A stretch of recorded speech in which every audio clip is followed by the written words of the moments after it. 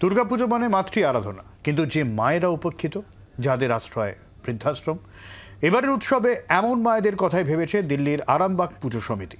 মণ্ডপসজ্জায় ফুটে উঠেছে সেই উপেক্ষিত মায়েদের ছবি, ফুটে উঠেছে এমন অসহায় মায়েদের কথাও, যাদের কাশী, মথুরা, বৃন্দাবনের গলিতে ছেড়ে গিয়েছেন পরিবারের লোকেরাই।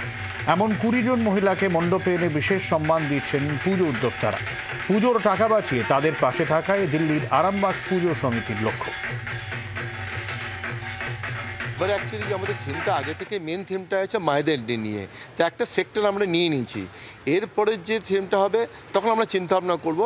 তবে হ্যাঁ, আমরা পিওরলি যদি বলেন যে একদম আরজিকর নিয়ে কোনো ভাবনা চিন্তা, সেটা এখন আমরা সেইভাবে এখানে কিছু করছি না।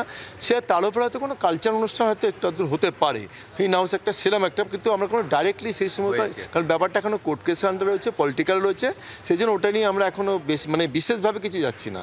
কিন্তু তার একটা সেক্টর আছে, যেহেতু মায়েদের তো রয়েছে এখানে না।